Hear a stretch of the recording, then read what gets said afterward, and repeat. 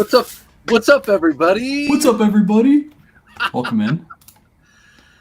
Welcome Little in. Surfsup times KayWay live again. Yes, Get this all sir. situated. All right. So, Mood is set. I dimmed the lights and everything for you. Nice. Yeah, I put all the lights on around me so it'll look nice in here, so you can see my beautiful face. Everyone wants to see that. Yeah. You look like you're sick, man. Yeah, a little stuffy. I slept most of the day today because Joey was in our bed all last night, which means his feet were facing me, and then he kept laying next to me and like taking his hand and slapping me like all night long, just slapping me. I was like, "Oh, dude, just go to Get sleep." out of here. And then as soon as I fell asleep, he just started hacking in my face. I'm like, "Look, I'm gonna be sick in like 3 days. I already know it." So can't get away from it. But I took a nap for like 2-3 hours today because I think I got like 2 hours of sleep last night. So I was like, it was rough.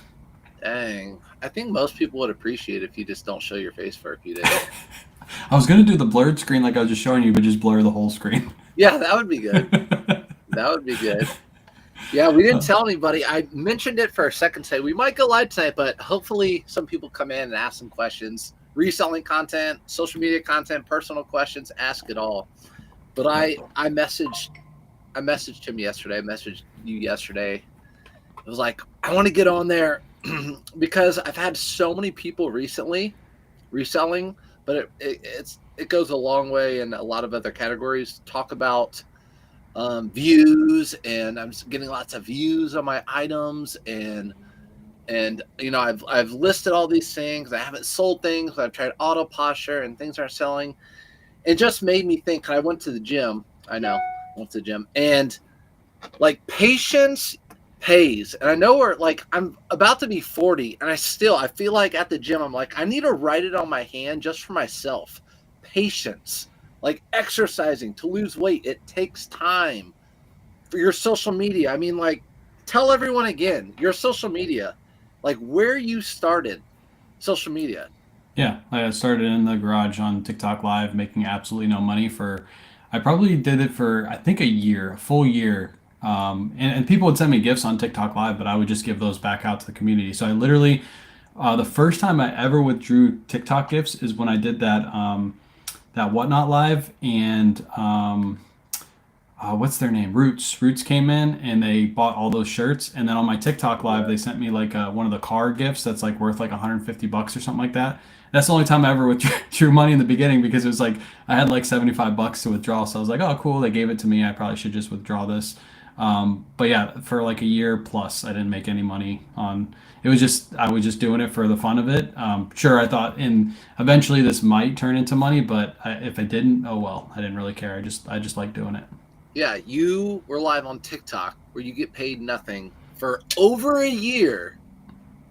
Not getting paid anything, but Yep. I mean, knowing that maybe someday it will lead to something. And like on social media, a lot of people recently have been asking me, and this all goes back to reselling, but it's in everything in life. The stock market, say Nvidia was down, like Nvidia has been the biggest stock for the past like month and a half. It lost 20% of its market share, which is crazy. But the same thing there. You got patience pays. So, but back to social media, like my YouTube videos. Well, I think we talked about this last time. I get like $15 per 1,000 views, and it takes a long time to get to where you're making videos where they consistently get 1,000 views. It's not what people think. Like it takes a ton of time and patience. And with reselling, it's the same thing. Like I never look at views. I never look at people looking at my stuff. I just find good stuff and list it, and eventually the sales will come. Yeah, I think a lot of that is just the excitement of starting because I think everybody does it when they first start. I did it when I first started. Like I looked at as soon as I posted an item, I'd go back and look like 10 minutes later and see if it had any views. And then if it did, then I was like, oh, I'm going to sell this really quick. But after a while, you get to the point where you list so much that it just doesn't make sense to go in and look at every single item, see how many views you're getting. Because as long as you're doing the research beforehand, making sure the items actually sell, checking sell-through rate, doing your listings properly, those items will sell as long as you've done the research. No matter how many times you see if it got views, it doesn't matter how many views it gets. It matters on if you picked up the right item, if you picked up the right brand, if that item actually sells. So that item could have 100 views, but it could never sell because it just doesn't sell at all. Really good point. I guess the best gratification with reselling is hearing the cha-ching. Like, Yeah. like, don't worry about the views. Like you said, you're doing the research before, you're getting the right items. You're listing them cheaper than other people, or you have better pictures or whatever you're doing, promoting. You get those sales. That's where you feel good. All right, let's get to this chat. We are not ignoring you guys. I see you. You see you. He just loves to hear himself, and I like to talk. Oh, man, I wish I could flick you off. I don't know if we're at that point yet in the podcast where I could just start flicking you off. I mean, you do it all the time. You do text messages all the time. John said, "Thanks for all you do." Do you guys post on the Auto Posture and then from there post to eBay and Poshmark? I think both of us post on eBay first, right? Yeah. So if you post on Auto Posture and use Auto Posture to cross list, like use the actual listing feature within Auto Posture, that counts as a credit. So if you use eBay, you list on eBay or list on Poshmark, list wherever you are, you download that listing into Auto Posture. That does not use one of your credits. So for example, if you have an item on eBay, you've downloaded it, and then you cross list it to all other 3 platforms and 4 here pretty soon with Etsy, you're only using 3 to 4 credits. But if you use that and you just make the listing right on Auto Posture, you'll be using 4 to 5 credits on that. So to save yourself a credit, you might as well just list it on the platform that sells the best for you. Make sure your listing is optimized on that platform, and then download it and cross list it to the other ones. That's usually what I do. Yeah, I feel like every time you go live, I go live, or we go live together, it turns into Auto Posture talk. But for good reason, because, I mean, it makes us a ton of money. Yep. Did you start with an LLC? Surfs, do you have an LLC? No. I don't have no LLC for me either. I think this year, I said it last year, but I think this year I definitely have to get an LLC, especially if we start moving lots of palletized inventory on whatnot. We're going to get to the bigger money, and that we're going to have an LLC for protection purposes and tax purposes and stuff like that. I want bigger money. Bigger money. Miss Mathis says she appreciates your content. Auto Posture has been a huge difference for her. Let's go.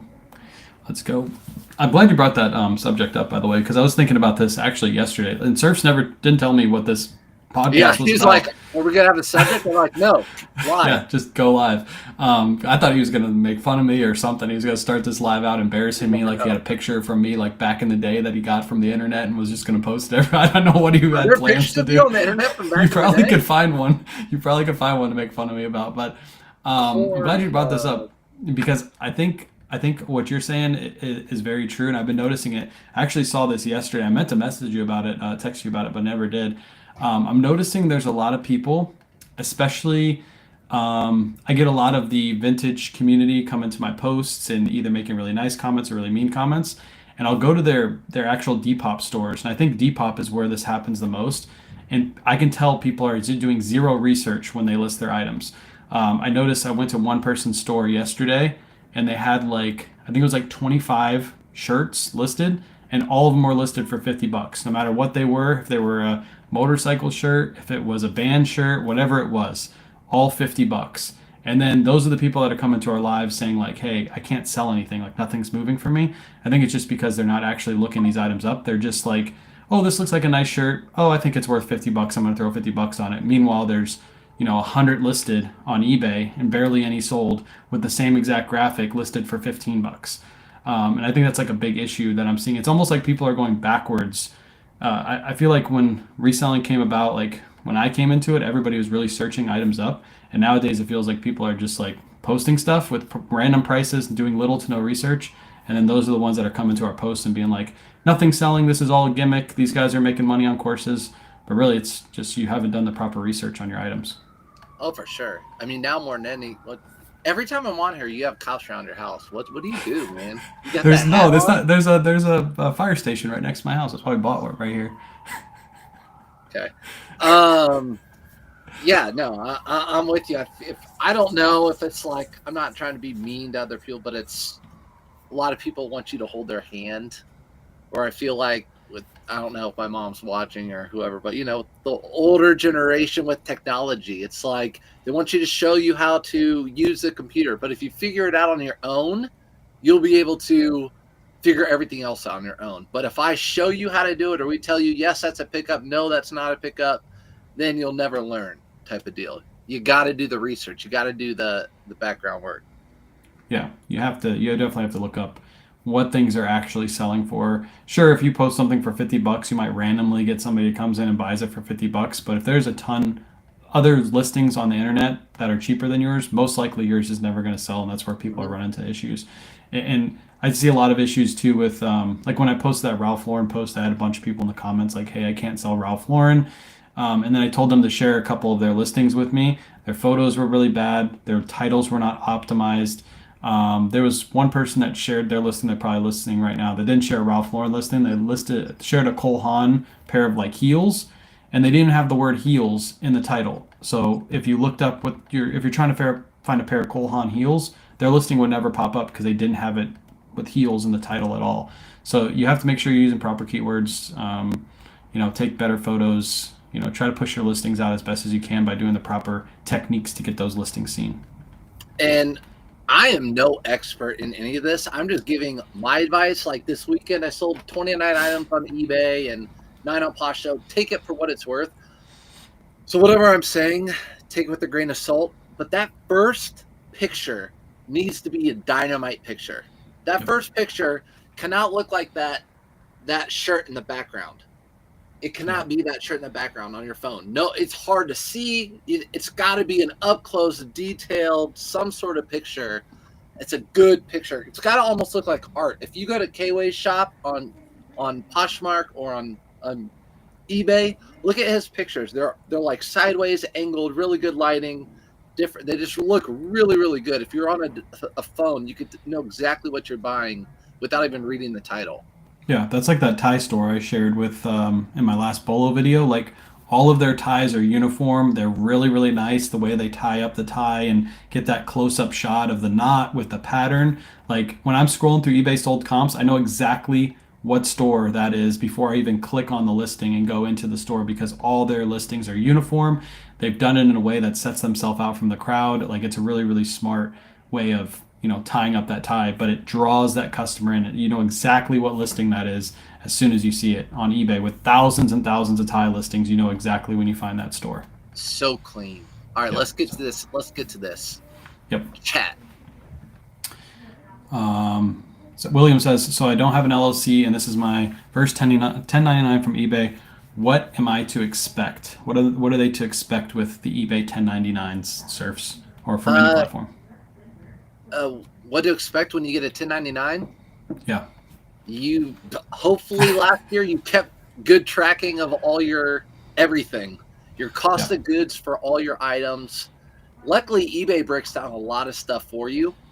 If it's a 1099 from eBay, they break down a ton of stuff on there, like the fees they take out, the shipping that they took or that people paid and took out, all that sort of stuff.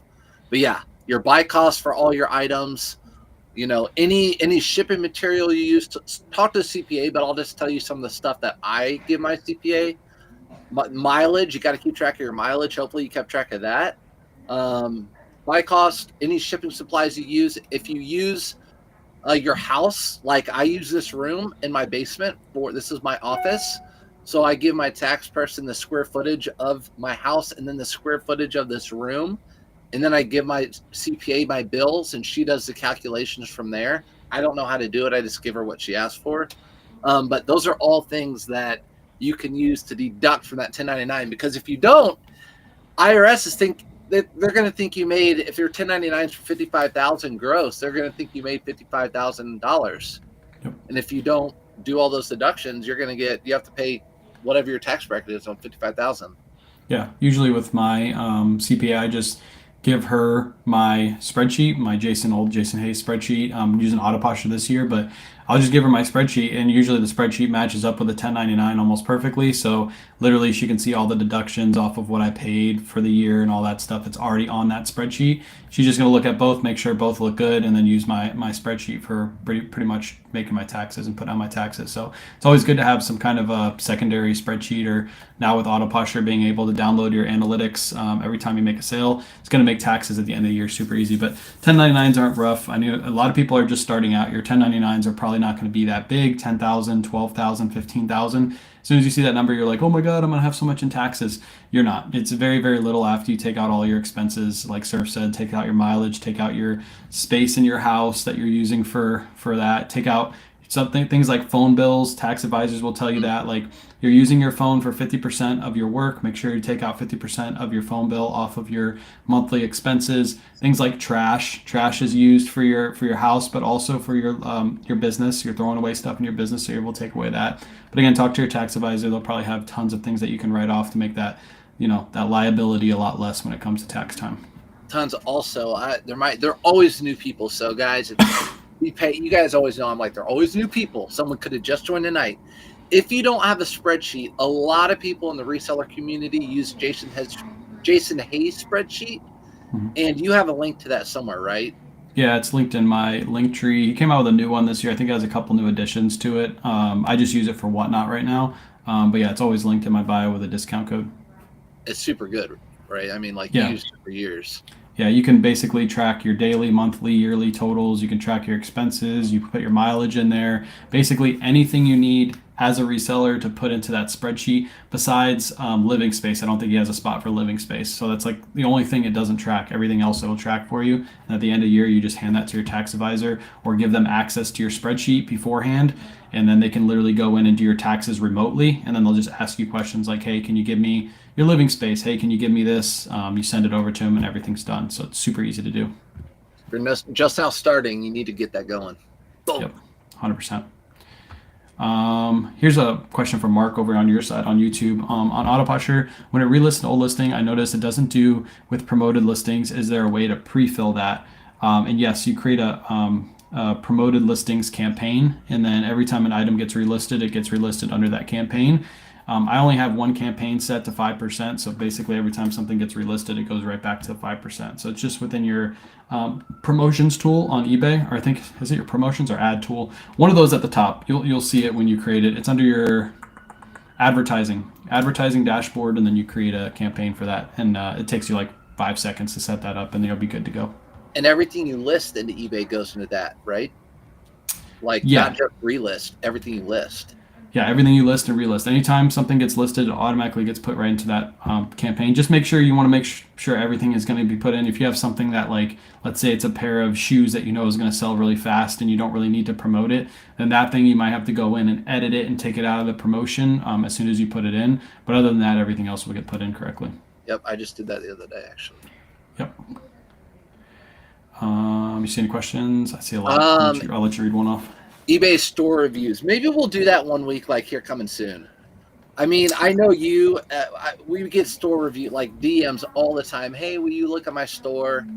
And for me, I don't want to do that. I don't want to get paid for people. It's a lot of time to do that. And I feel like I'd have to charge. I don't want to do that. But I thought about doing a YouTube video for that again and just having people DM me their store. The hard part about it is doing it on live. I hated doing it on live because I didn't feel like I had enough time to review it. I was just basically going through like the first couple listings I saw. But I thought about making a YouTube series on that too. Like I have the Bolo YouTube series and then store reviews. Because I know a lot of people charge for those. To be honest, you're going to get the same information if you just go out there and watch a bunch of videos for free. So I thought about doing that. I might bring that to YouTube because that'd be a really easy video, like a 5 to 10 minute store review. Just on live, it's when just you too were hard. Doing it, you would just roast people. Like I felt bad. I had to like hide behind my shirt. Yeah, you did. No. I just looked at their listings and gave them critique. That's all that was. Jeez. Did you get sales today? Saw resellers post with 4K plus items posted and 0 sales today. I had some stuff sell today. Did you have some stuff? Yeah, I had stuff sell today. It was a good weekend. Today was slower than the weekend, but I had stuff sell today. Yeah, I'll say this. If you have 4,000 items listed and you don't get a sale, I think you probably have whoever that is doesn't have a lot of good things, or they're not selling them at the right price or something. Yeah, another thing is too, eBay is about to do a big update with the adding in the condition filters. So I know every time eBay does a big update, I usually see a downtick in sales because I feel like they're doing a lot of back end work. So that might be it. And I know a lot of people have talked about this too with the condition filters. As soon as eBay comes out with that, it's very, very smart to go in and just do what eBay wants you to do on the very first day, because that'll get you a little push in search. They're doing this for a reason, and if you get it done right away, usually you get a little boost in search. You see more sales than most people do. Don't take your time to do it. Like when Ground Advantage happened, a lot of people waited till the last day to change their listings over to Ground Advantage. Just do it right away, get it done, and then you don't have to worry about it again. God, I felt like that was yesterday. Yeah. Jessica said, because we called each other that night, like, how are we going to do this? Jessica says she appreciates all of our posts. Our posts. Me too. Mine more. I think Jessica likes mine more. She does. She does. Who doesn't? She's my photo setup, but she's your beginner reseller sheet to keep track of everything she sold. She's Nice. part-time and loves it. Yeah, So, that beginner sheet is perfect. I mean, if you're just starting out, you don't need to pay for Jason's spreadsheet. Just a basic beginner spreadsheet will get you through the year. But as you grow, that's when you're going to want to get something like Jason's spreadsheet. And I made that spreadsheet pretty close to what Jason's spreadsheet is for a reason. So that way, if you ever decided halfway through the year that you want to move all your stuff over to Jason's spreadsheet, it's pretty much just a copy and paste, and then you can start tracking your sales a little bit better throughout the year. So kind of looks very similar to Jason's spreadsheet for that reason. Chris is in the house. What's up, Peak? Did you see the post from Flip the World about adding a sold comp to screenshot during Whatnot shows has boosted his sold prices on Whatnot? Yes, I saw that. I don't know if Whatnot has like a terms of condition for that. Like if you're allowed to post eBay, I have to ask Whatnot. It's smart. I mean, if they don't care that you're posting a sold comp, I mean, I see people like I watch Blazendary's show like every single night just to see what he's doing, getting ideas from him, and he's showing StockX solds, he's showing eBay sold comps on his show. So I don't think it's against terms. And if it's not, it's really smart to add that in because some people hopping into a show don't know, especially because he's doing a lot of random stuff that he's getting from the bins. Some people might not know what.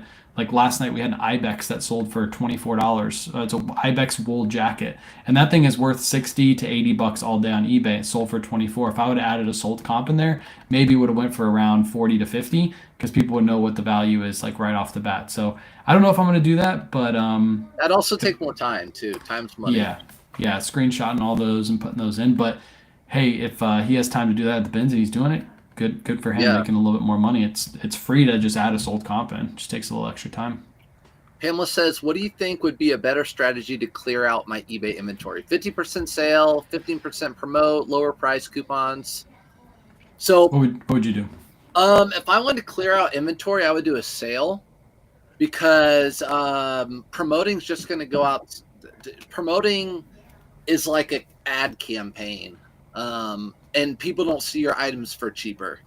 eBay is going to get the cut because they're showing your ads. If you want to do a double whammy, you could promote and do a sale. But that's where we talked about before. Like we help AutoPastor brings cross-listing over to Whatnot because you could take your eBay listings that you want to clearance over to Whatnot and just run them and get rid of all of them. Where on eBay, even if you run a sale at 15% off or 50% off or whatever, you still are at the mercy of someone finding your item. Where on Whatnot, you can just unload it.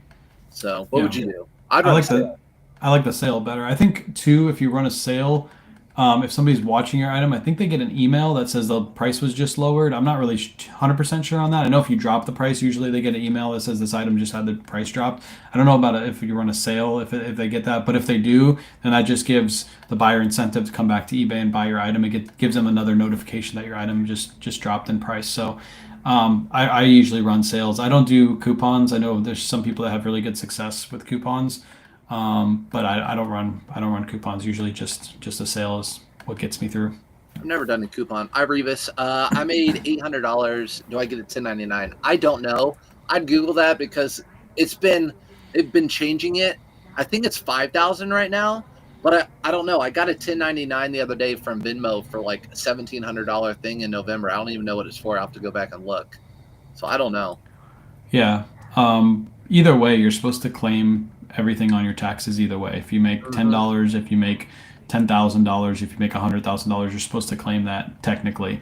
So even if you go and get a 1099, it's good, and it's good to claim it too because if you made 800 this year, you make 8,000 next year, and you make 80,000 the following year, then if you ever try to get a loan or something like that, you're showing the person that you're getting more money every single year, which means they're more inclined to give you a loan. If you just out of the blue say, "Oh, I just made $80,000, give me a loan," they're going to be like, "Wait, how long have you been doing this business for? Oh, I've been doing it for 3 years. And they're going to be like, well, where's the taxes for the last two? And you're going to be like, well, I didn't make enough to claim taxes. And they're going to be like, well, you're supposed to claim taxes on everything. So it's good to do that. I've always claimed everything from the beginning. And now it's going to work out good because this year we're most likely going to buy a new house. And if I wasn't claiming correctly the years before and showing profit, then I wouldn't be able to get a loan for the house because this is my only sole income now. So it is always smart to claim everything.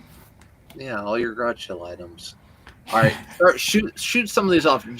Jim, I would contact Autoposher's customer service for if you have any like questions with glitches or anything like that. We talk about Autoposher a lot, but I mean we can answer a lot. But as far as like if something's glitching or whatever, just contact them. Yeah, Samantha asked what the best cross-listing app is. I think we're both going to say Autoposher because that's the one we use out of all of them. I don't know. I would say the same thing you did today. I already forget. What's the damn thing called? Nifty. Yeah. I was watching your live today, and you're like, what is it called? Damn it, what is it called? Chat, what's it called? I did the same thing on live today. I had no idea. It's called Nifty. Hold on, I got to shut Nifty. this a little bit. Yeah. Kids are being loud. I don't Nifty. want them to mess up the audio. But yeah, Nifty. I was like, is it Swiftly? Is it like I knew it ended with E at the end. I was like, what's that damn name again? I'm gonna have to get used to it. After a while it's gonna be easy, but yeah. Yeah. Autoposher's changing the name to Nifty. Nothing else is changing, guys. It's just a different name, so it doesn't look like it's just so niche to Poshmark, which it's not. Right. Blooming asked, have you started using the expense page on Autoposher? Have you started using it yet? I haven't even looked into it, to be honest. I haven't. Nope, I haven't. Yeah, I'm going to use it. I'm going to, obviously I use Jason's spreadsheet for expenses, but I'm literally just going to move that over to Autoposher, and then it's going to, literally the only thing I'll use Jason's spreadsheet for is just whatnot sales for now until she integrates it. I have talked to her. I'm not going to give too much detail about what we have talked about in the background, but she is working very, very, very diligently on getting whatnot added. So hopefully that'll happen soon, but she's in talks. She's working on it. It's going to happen this year for sure. It's just a matter of how fast she can get it done. And she's jumping through some hoops right now to try to get it done. So she's working hard on everything. But Etsy comes out on the 1st, so look out for that. How do you separate your spreadsheet from one year to the other, meaning things that sold versus things that haven't sold? How do you do? Well, you don't use a spreadsheet. I kind of do. What I do is just like all the cost of goods I get for that year, and then what I sold that year is what I use. So whatever I bought in 2024 and then whatever I sold in 2024 is what I use. I don't carry from the years back. I just do the year of. Yep. Yeah, so if you bought something last year and it sold this year, you use the cost of goods last year as opposed to putting them on this year. So that's how that works out. I think a lot of resellers do that. You can either do it when the item sells. So if you had an $8 cost of goods, you can carry that over a year or two if that's how long it takes to sell that item. But if you do that, you got to do it with every one of your items. You can't do a little bit of both. You got to do either or. And I do it the same way. I just tally up how much I bought that year. So if I spent $50,000 on inventory and I sold $100,000 worth of product, that's $50,000 worth of cost of goods. And then if one of those items that I bought and that $50,000 sells the following year, there is no cost of goods for that because I used it for the previous year. That's basically how I do that. But talk to your tax advisor. They'll give you the best option for you starting out. And they'll look at your expenses and everything and they'll say, do it this way or do it that way. And then I think you can change it. I think it's every 7 years or something like that. You can change from one method to another legally. But again, talk to your tax advisor. They'll help you with that. Yeah. God, you have so many police cars around your house. Listen, it's not police cars. It's fire trucks. It's fire downtown trucks. Tampa. Let's see. Ybor City. Yeah. Where to get your spreadsheet? That thing that you made a video. He made a video on YouTube recently. You can check out his video. Yeah, just free reseller spreadsheet. If you type it in my YouTube, you'll find it. It comes right up. Okay, I was told today I can't drop more than 5 packages off at USPS. They're going to start refusing me. How do I get a receipt for my packages without taking them in? They can't refuse you. Nope, they're bullying you. They're not allowed to refuse you. What you have is you have a very lazy clerk that you're talking to that doesn't want to scan your packages in. I had to actually argue this with the manager that picks up my packages. Luckily, I have the phone number direct line to their direct line, which usually people don't have. You have to go through the back way. But I asked my mailman for the direct line, called the supervisor, said, "Hey, I was told today that you guys are only scanning 5 packages at my door. What's up with that? I've never had this issue before, but I need my packages scanned in." And she's like, "Well, there's a rule that states you have to scan in. We can only scan in 5 packages at a time." And I said, "Where is that rule written down? Where can I find it on the website?" And then I used to work at the post office, so there's a booklet called the Elm. And I said, "Where in the Elm is it written?" And she got really upset and she hung up the phone on me. So then I called Oh, my mailman and I said, "Hey, can you talk to a supervisor for me? Because they're telling me like they can't scan in packages." My mailman's actually the union steward, so it's really good that I have him as my mailman because he knows how to get right to them. And she told me that I had to print out a daily sheet, like a daily pickup sheet. So I did that. I scheduled pickups for the next like 6 months. Every day I have 50 packages, no matter what. Even if I don't, it still sends them that I have 50 packages. So now they have to scan in my packages. And on the bottom of that sheet, he showed me that it literally says even if you have more than 50, if you have 100 packages, whatever it is, they have to scan in all the packages. It's actually a safety concern too, because if they don't scan that package where it's picked up at and it has a different return address and a different shipping from address, then what can happen is if there's something bad in that package, they'll have no way of tracking exactly where it came from. So it's a safety concern too that they should be scanning in. So what I would do is that probably you're picking up from a clerk who's lazy. Tell them that you want to talk to the supervisor and say, "Hey, I need my packages scanned in." That's part of my payment for my labels. I'm paying to have them scanned in. yeah, So like I don't think people understand. You're paying USPS, UPS, and FedEx to ship your items. You're paying for their service. They need you. yeah. So no, that's ridiculous. You talk to the supervisor. It's funny too because they literally had tour talks when I used to work there all the time about how they need to get more people in, more packages because that's how they get paid the most. They don't get paid the most from letters; they get paid the most from package pickups. And then when people would get package pickups, they'd make it a big deal because their route got bigger because they're stuck scanning 100 packages at a business that used to ship with UPS is now shipping with USPS. And it would be an argument back and forth between the post office and the union because the carrier would get in trouble for sitting on the route scanning the packages, but that's their job. Like they have to get it done. So so many politics. That's why I'm so glad I'm out of that place. There's too many politics with that place. Yeah. I've lost it. I've lost it. This Yeah. chat. Somebody said Nifty. Nifty is the new. Amy said, "Is it Swiftly, Kelsey, or Nifty?" It's Nifty. Nifty.ai. God, I should call it Swifty. Yeah, go back tomorrow. Part of the problem is that the guy knows he will have a job tomorrow no matter what. Yeah, for real, right? That's the post office, that's a nurse, that's a teacher.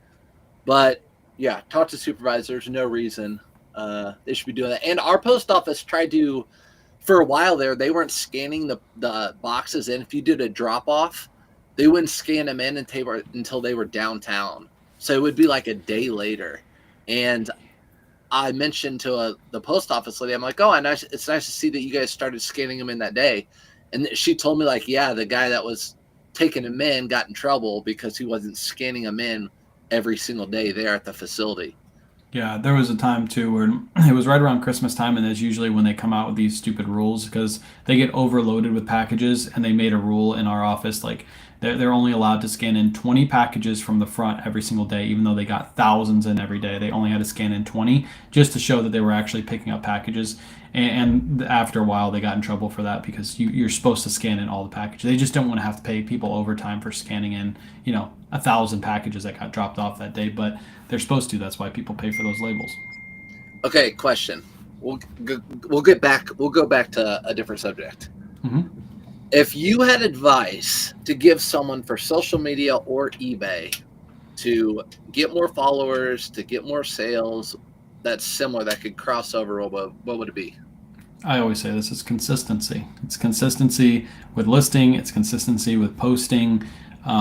Just doing the right thing consistently will lead you to the right where you want to be. Is basically what I'm trying to say. And how long should someone, like, how long should they wait to see results. I think it depends on what their end goal is. Like, do you want to build $1 million business on eBay, or are you just trying to, pay for a vacation or something like that? I think that decides how long it's going to take you to get there. Because if you're going to build $1 million business, it's going to take you a lot longer than if you want to just pay for a little vacation here and there. If you want to grow social media and you want to be the biggest reseller on social media, or do you just want to make some friends and hang out with some people while you're doing some listings, so that way you don't have to be alone at night and you can fire up a live and be with people? I think that's the question that person needs to ask themselves. If you want to create a $1 million business in 2 years from now, if it's not getting anywhere close to that, then that might be when you say like, hey, I need to cut this off and maybe pursue something else. But I think it all depends on your goals. Yeah. So people ask me, I feel like if you're just trying to be a side hustle as far as reselling or social media, you have to be consistent. I would say if you're doing social media, you need to post like every day for a month or every other day for 2 months. And if you're reselling, you need to post like 3 or 5 items a day for a month or 60 days. And after those 60 days, I think you'll start seeing, more followers, more sales, all that sort of stuff. It can't be like someone came in today, said they've been listing since January 6th, I think, and they've already sold 3 items. So it was great. But I could see someone coming in and being like, I've been listing since January 6th and I haven't sold anything. That happens to you, I know, all the time too, right? Yeah. So, Ethan, sounds familiar. It needs to be, you got to be consistent, like you said, and you got to give yourself time and grace. Yeah. Yeah. You can't expect things to happen instantly too. I think a lot of people just, they're not paying attention to the advice they're given. Also, like, for example, I get, I was talking about this earlier, where people will come into my live and be like, hey, I'm not selling anything. And I'll go into their stores, figure out what their stores are, and I'll go into them and see that they're listing stuff that just doesn't sell. Like, nobody's told them to pick up Old Navy, yet they have Old Navy listed in their store. And I think, you got to pay attention to what people are giving out for free and the information. That'll definitely help you get to where you want to be. I saw a question up here too. How do you write off garage sale items without receipts?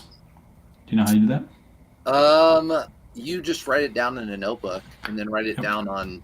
So what you could do is just write the date, write the address if you want to, but you could just write the date, how much you spent on the item, write the item down, and that should be fine. Yep. You can go on Amazon too. There's literally receipt books that you can buy that are super cheap, and you just keep that in your car, in your console, and then when you go to a garage sale, you can write down the address that you bought it from, the price you paid, and how many items you bought. That'll also help you when you get home that day be able to put into a spreadsheet or something, or like figure out what your average cost of goods for that day is. You just go to your receipt book and look at what you bought. I don't do garage sales, so I don't have one of those in my car. But if I did do garage sales consistently, I'd always keep a receipt book in there with a pen. Speaking of, look who just joined the chat. Bearded Thrifter. Remember when he came out with the cute little garage sale thing? He did. Like, here, use my garage sale thing. I've got such a nice voice. Turn your hat around too. Show everyone. Oh, it's on the back. Yeah, I'm not turning around. I'm keeping him on the back of my head. On the back. He said, do I have lipstick? No, I busted my lip a little bit ago. Punk. Punk. Oh, man. Good old Bearded. Where's Bearded been? He's been hiding. Yeah, he's been hiding. He's literally, what do you expect a dude with a whole bunch of hair? He's been in hibernation all winter. Literally hibernation. Yep.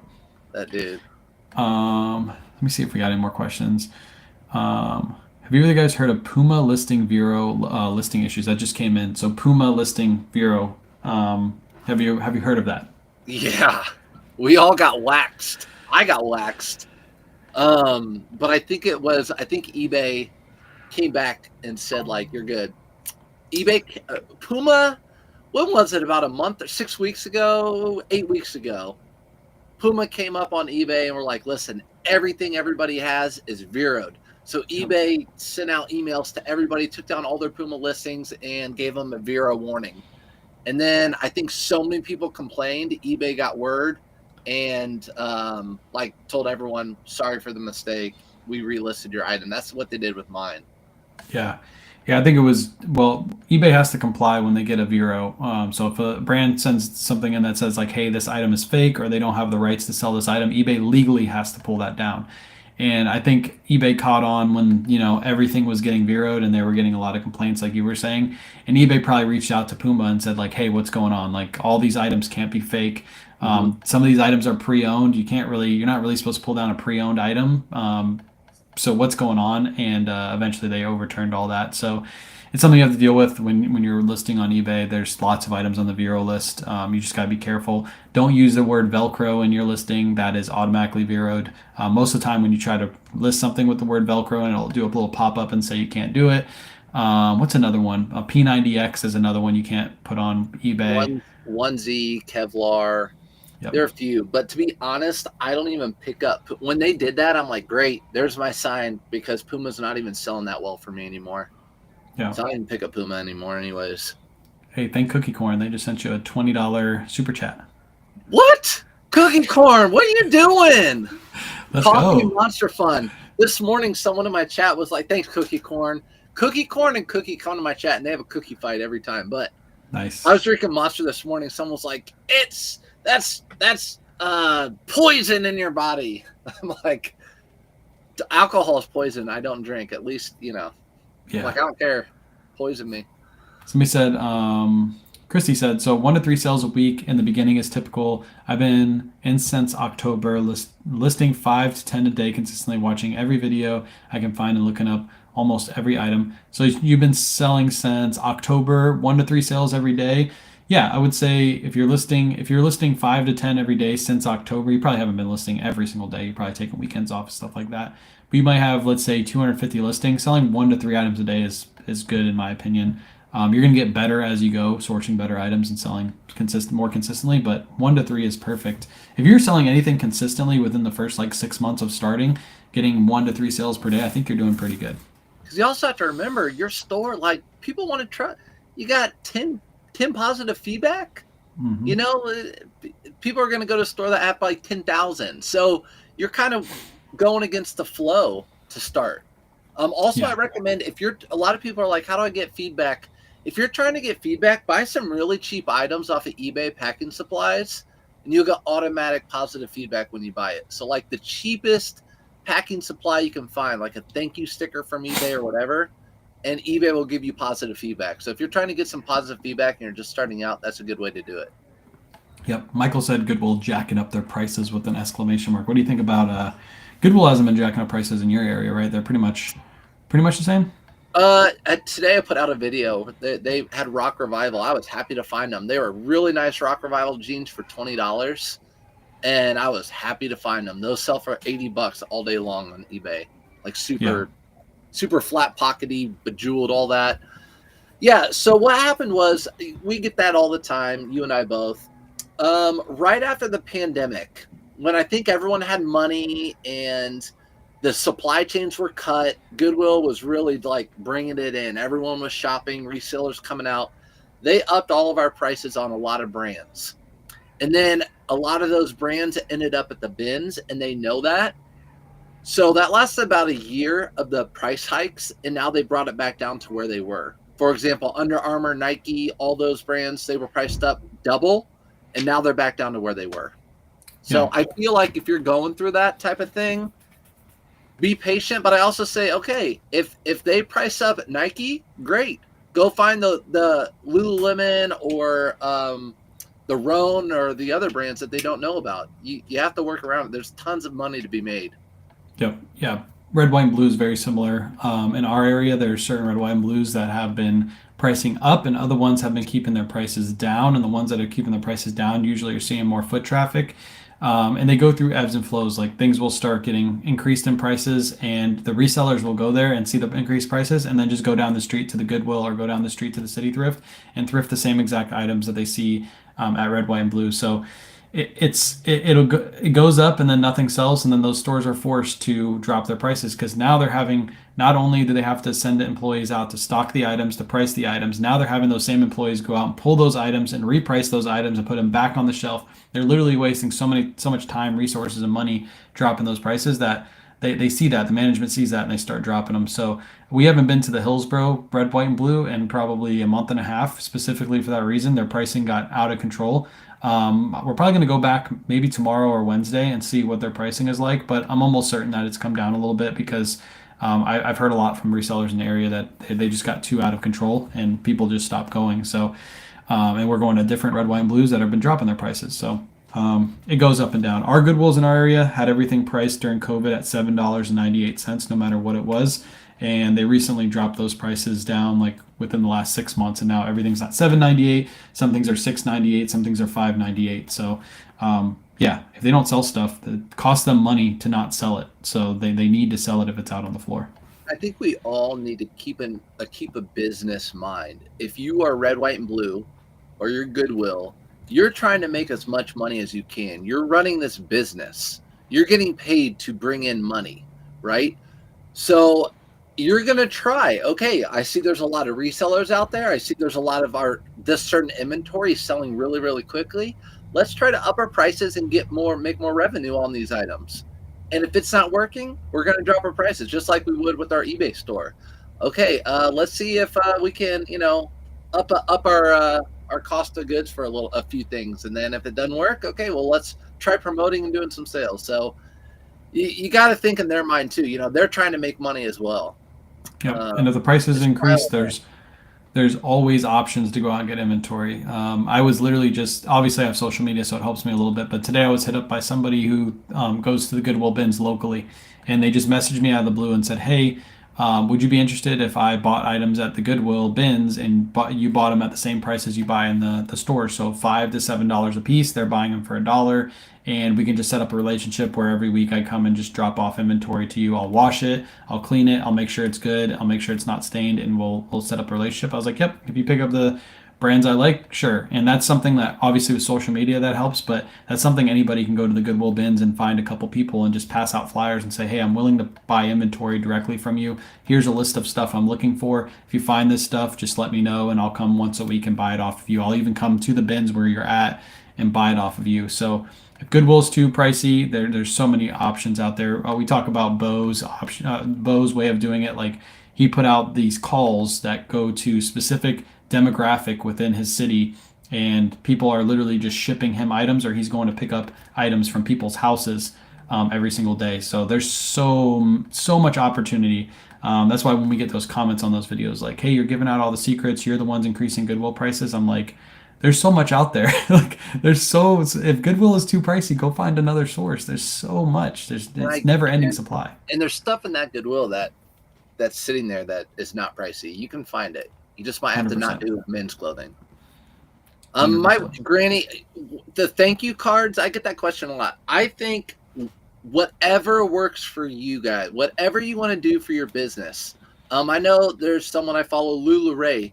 She wraps everything up in tissue paper and puts a nice little thank you note on it. It's really good presentation, and that's her business. And she probably gets return customers because of that. Chris at Peak writes a hand thank you card or note for every single one of his purchases. That's really nice customer service. So it's whatever you want to do. I don't think there's a right or wrong answer to that. Yep. I don't do it, and that doesn't make it right or wrong. And I think it's good customer service. I think it's nice. Yeah, I don't do it either. I just feel like it's most of the people that get those like, "Oh, that's nice," and they just throw it away and they don't really think twice about it. There's obviously some people that are like, "Oh, I'm going to go back and buy it from this person because they took extra time," but you're heartless though. Like, you don't care. No. Yeah. You don't care if people send you a thank you card, right? I read it and I do the same thing. I'm like, "Oh, that's nice," and I throw it away. Chris sends me thank you cards when I was buying his coffee frequently, and I just threw it away. I was like, "Oh, that's nice of Chris." We actually collected them. We kept them on the table, and I never read them, and then we just had a whole pile of them.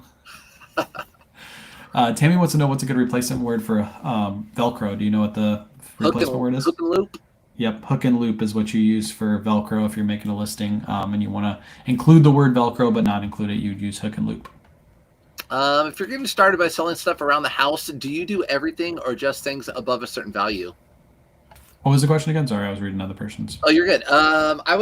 So if you're selling stuff around the house to start off with, or if you just want to make some extra money, look around the house. No, I think whatever you have that can make money. Like I'm looking around, if there's something like I can sell that right now for $12, they'll sell overnight. I'm gonna list it. So that's up to you. That's up to you. I sold a Coogee for $275 because it was just laying around this room the other night. Let's talk about that. Let's talk about that. So this dude said, this was my first Coogee I've ever gotten. Mm-hmm. It's like, this, it means a lot to me. I would sell it for what'd you say? I don't know. You said sell it for 700, and that's. He's like, that's I don't know if I could do that. I don't think I could sell that Coogee. And then I put on there like, sell for 700. He's like, yeah, you want to give me 700, so I'll sell for 700. Not 5 minutes later, I see his wheels turning, because y'all see his wheels turning in his big old head he has. You see the wheels turning, and he's like, all right, how about 250 or 275? I'll just put it in there. I bet Surf doesn't get on there. Luckily, I was in there when that happened, and 1 second went by at the very end, and I swiped, and I got it. So I'm going to hang his first Coogee he ever got right there. Right there. And you're going to have regret. You will have regret. I'll just find the exact same one on like Mercari this year, same size, and I'll just put it up. And it will. You don't have a heart, but you will have regret. And you also, knowing that I have your Coogee, will probably piss you off even more. You can have it at $275. I think if you watch the video, I think I paid, I want to say $125 for that Coogee, so I made a nice little profit. I'll take that profit. I paid Kayla. You're welcome. Yeah, this one's also for sale, Surfs. If you want the one right there, I'll sell that one to you for $300. Is there any sentimental value? You gonna make up a story? That one, yeah, that was my second Coogee I ever thrifted. I don't want. You're the first or last. All right. I see a comment from Stephen McAdams over on your side. I really appreciate you too. I shipped out my best sale ever today. Thanks to Wayne. Turnbull and Asser full length wool overcoat. Took an offer of $535. Picked it up at Goodwill for $12. That is crazy. That is crazy. Wild. I'm telling you, these people, like, I don't want to say these people, but the people that watch the channel come in and tell us these sales are like way better than like most sales I've ever gotten in my life. I don't think I've ever sold a jacket for that much money. That's when you get addicted to it. You're like, as soon as you sell something for that high, you're like, okay, I need to go back to Goodwill tomorrow and see what I can find. I didn't even know Turnbull and Asser made overcoats. I knew they made dress shirts and ties and things like that, but full length wool overcoat is something that's a once in a lifetime kind of find. So good for you, Steven. $535 sale. I didn't know about I didn't know about that brand until you. So I'll give you credit for that too. All the brands recently I've been finding, like I used to do research all the time, but recently I haven't been having to because I learned so much from chats and things like that.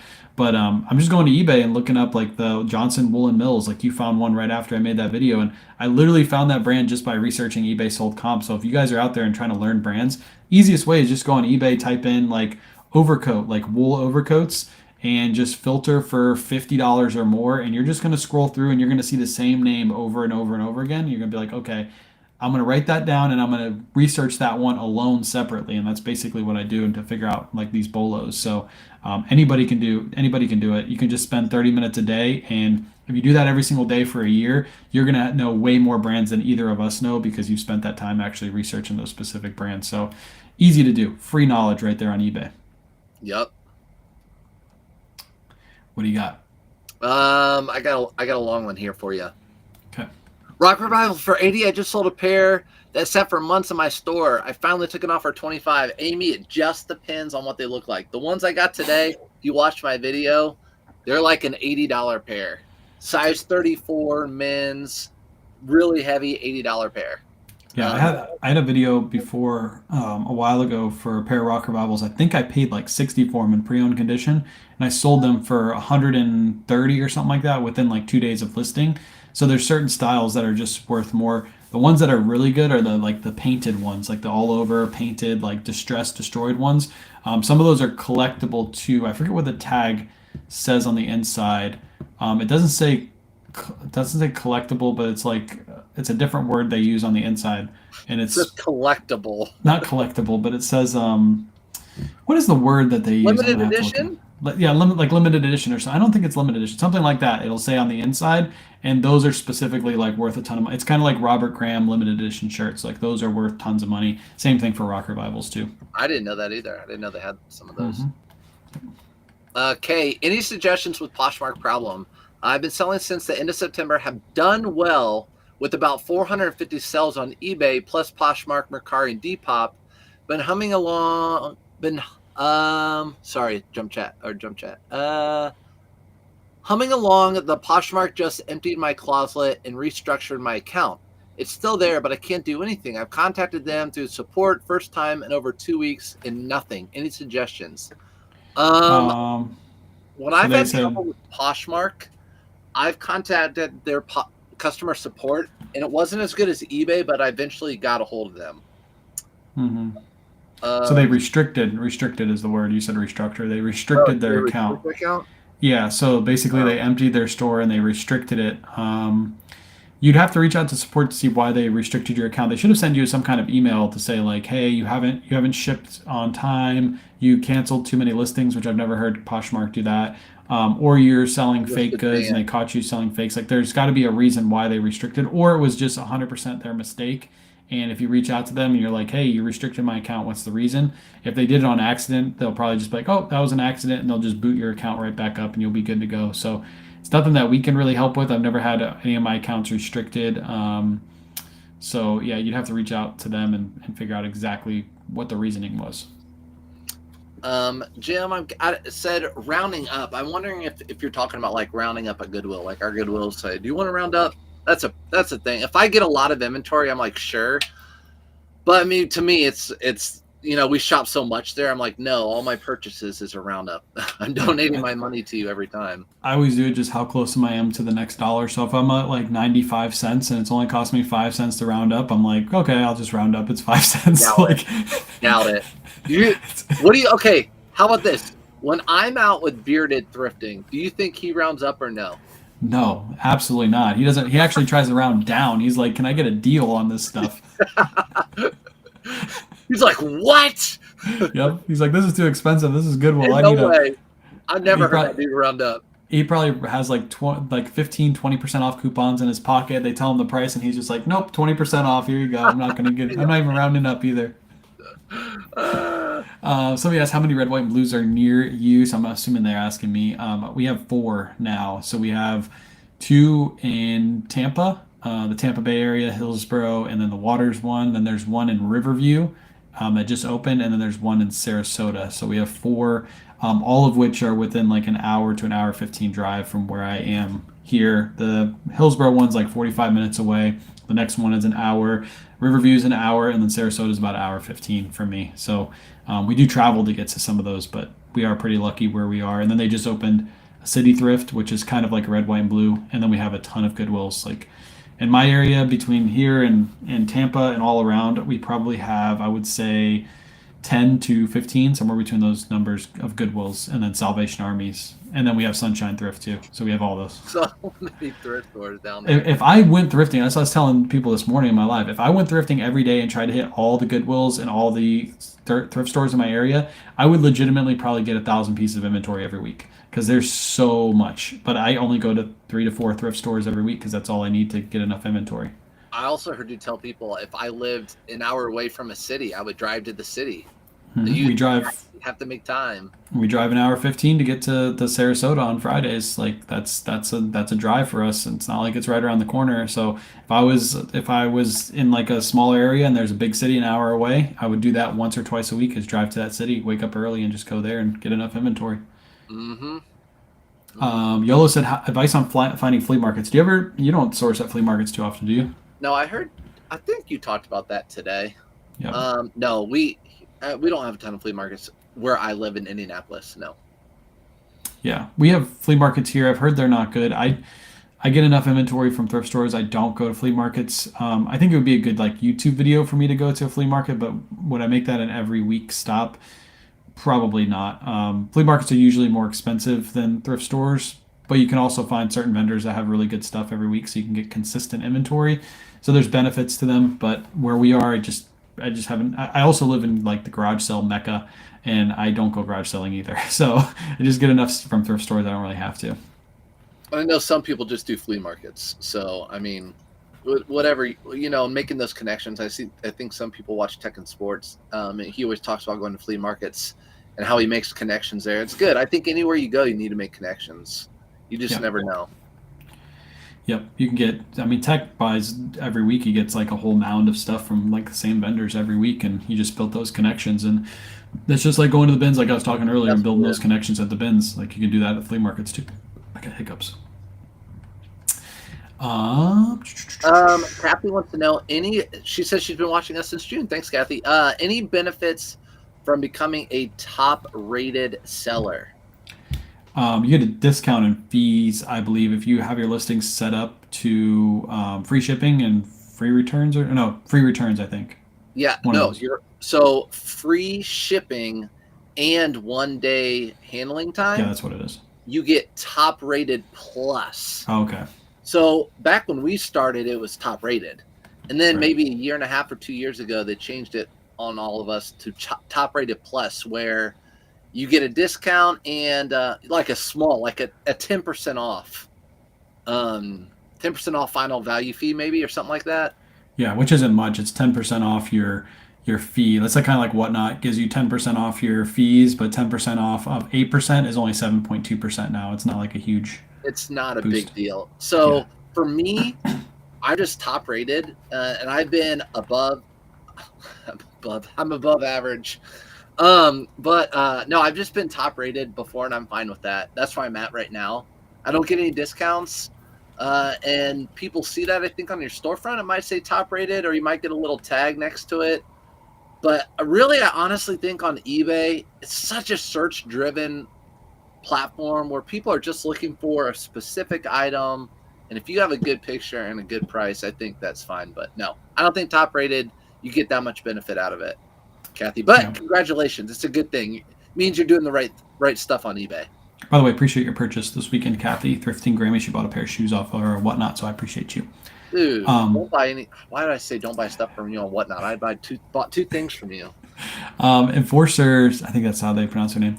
My Goodwill manager admitted to raising prices, and thanks to YouTubers and TikTok Bolo videos and Get Rich Selling This videos. I think I know where they're getting the Get Rich Selling This video because that's literally my title of my video. But I don't care. Goodwill raising their prices. They did it recently in our area during COVID, and guess what? All the resellers left, and I would actually go into the Goodwills and find more stuff when that happened because all the resellers didn't go to those thrift stores anymore, and those items just don't sell in thrift stores. Goodwill does.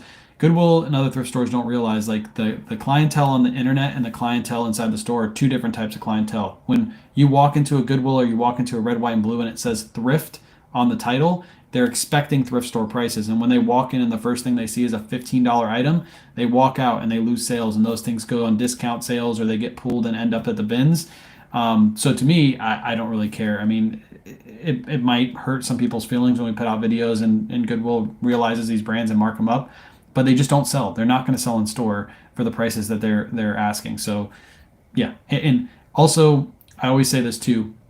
Goodwill knows when you're a reseller when you walk in the store. So even if you aren't putting out bolo videos, if you walk up to the counter with a stack of clothing that's all different sizes, those employees are going through those items and looking at what the tags look like, and then they're relaying that to the manager and telling them to price up those items. So even if you didn't put out a video, they would know to price up those items that you're bringing to the front counter because they see the same brands over and over, and they know who the resellers are. If you're at the thrift store every single day buying a bunch of random stuff, they know you're a reseller. So even if you didn't put out the bolo videos, they're still going to raise the prices on those items if they wanted to.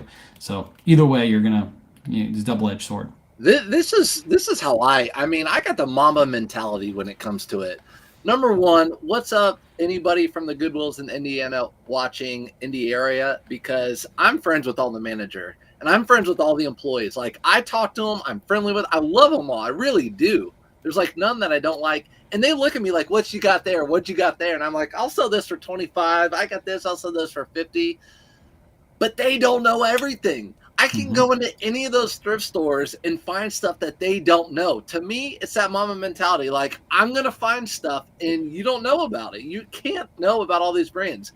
And by the time you do know about them and it trickles down, those brands are going to be out of style, like Miss Me jeans.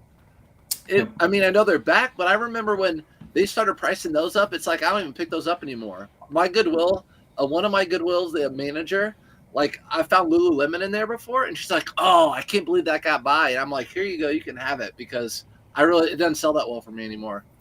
Yep. Your job as a reseller is to be better than thrift stores. Yeah, That's your bring it. job. So I love it. Bring it. yeah, And if you go in there with your head down and half half glass full mentality, like you got to change it. You got to try to go in there and be like, I'm gonna win. I'm gonna beat this thrift store at their game. yep. Yeah, a lot of people want it to be easy like it was years and years ago, and they get upset because it's not as easy as it used to be. But there's a lot more brands out there than there used to be too. So there's a lot more opportunity too. You just got to think of it, glass half full, like you're saying. Stephanie said Sarasota changes their sale tags on Thursday and Sunday. Yeah, somebody messaged me today that too. In our area where we are, that's always Friday. So or not Friday, it's always Sunday. So when I put out that video, I just assumed that they would keep the same. But yeah, I was wrong in that video. They actually changed it on Thursday. But either way, those two items sat out there for basically almost 2 days. They sat out there for a day and a half, and I still found them for $1. So, but yeah, I figured that out today. That was a miscommunication on my end in that video. Real quick, I missed a ton. Guys, sorry we missed the chats. We come on here and basically we're like, we're just gonna shoot the shit and talk about certain things and then read the chat when we can and answer some questions. Dark said, have you ever been to a Goodwill grand opening? How is it? Got one coming up. I can tell you, I've been to 2.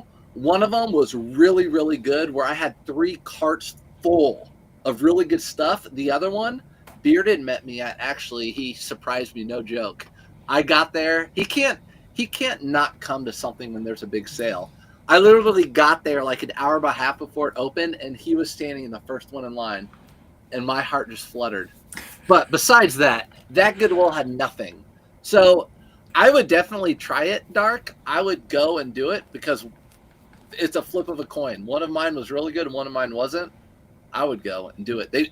They pack them full, and all the managers and all the people from all around and the corporate people come to those, and they want people to come and see all the good stuff, and they pack those full, and they pack it full all day long where I live. They keep bringing new inventory out all day long. So I don't know. Have you ever been to one? Yeah, I've been to one. It was when I was like new to reselling. I didn't really know too many brands, but I did find.